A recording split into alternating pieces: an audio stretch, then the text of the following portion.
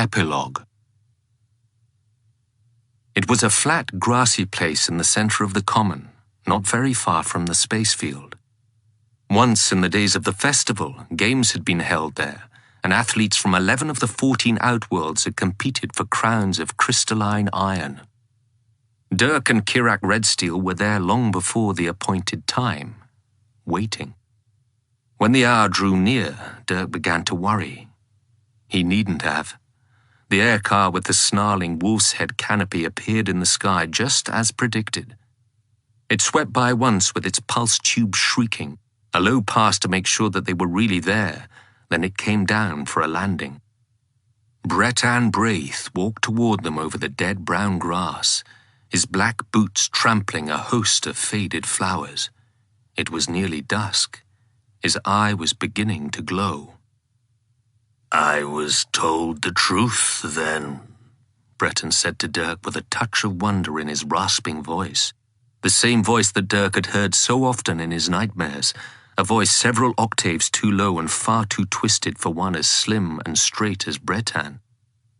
"You are really here?" The Braith stood several meters away, looking at them, infinitely pure, dressed in white dueling finery, with a purple wolf mask embroidered above his heart.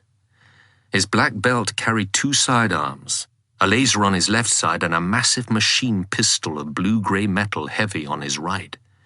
His iron armlet was empty of glowstones. "I did not believe the ancient Redsteel, if truth be known," he was saying. "Yet I thought this place is so close, a check will do no harm. I can return to port quickly enough should it prove a lie." Kirak Redsteel got down on his knees and began to chalk a square out in the grass. "You presume that I will honor you in duel," Breton said. "I have no cause to do so."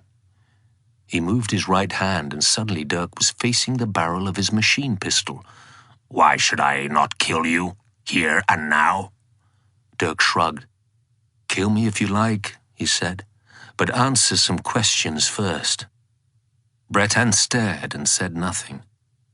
"If I had come to you in challenge," Dirk said, "if I had come down into the basement as you wanted, would you have dueled me then, or killed me for a mockman?" Breton slid his weapon back into its holster. "I would have dueled you. In Lartane, in challenge, here, it makes no difference. I would have dueled you. I do not believe in mockmen, Talarian. I have never believed in mockmen. Only in Chell, who wore my bond and somehow did not care about my face." "Yes," Dirk said.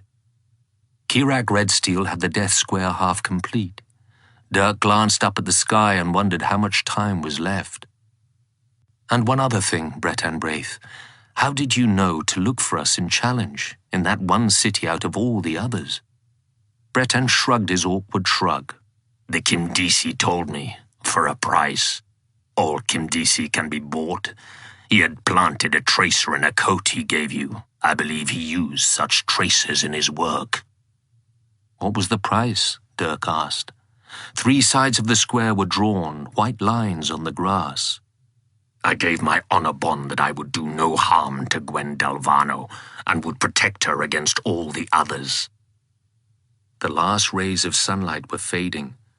The trailing yellow sun had joined the others below the mountains. "Now," Breton continued, "I have a question for you, Talarian. Why have you come to me?" Dirk smiled. "Because I like you, Breton Braith. You burned down Crine Lamia, didn't you?" "In truth," Breton said, "I hope to burn you as well and Jantony High Anjay, the Outbonder. Does he still live?"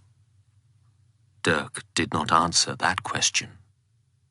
Kirak Redsteel rose and brushed the chalk from his hands, the square complete.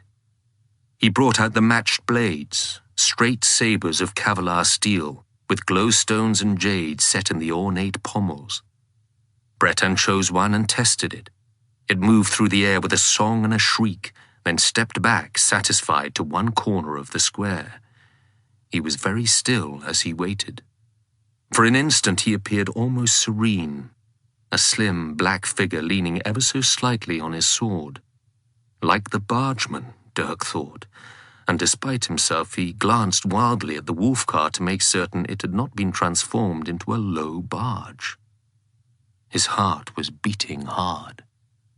He pushed the thought aside, took the other blade and retreated in turn. Kirak Redsteel smiled at him. It will be easy, Dirk told himself. He tried to remember the advice that Gas Ironjade had given him so long ago. Take one blow and give one, that's all, he said to himself. He was very frightened. Bretan tossed his sidearms on the ground outside the death square and moved the saber back and forth again, unlimbering his arm. Even across the 7 meters that separated them, Dirk could see the twitch of his face. Above Breton's right shoulder a star was rising, blue-white and large and very close, creeping up the black velvet sky towards zenith. And beyond the zenith, Dirk thought, to Eshelin and Emerald and the world of the Blackwine Ocean. He wished them luck. Kirak Kavis stepped outside the death square and said a word in Old Kavalar. Breton started forward, moving gracefully, light on his feet, very white, his eye glowing. Dirk grinned the way Gas would have grinned, tossed the hair back out of his eyes and went to him. No starlight ran down his blade as he lifted it and reached out to touch Bretan's. The wind was blowing. It was very cold.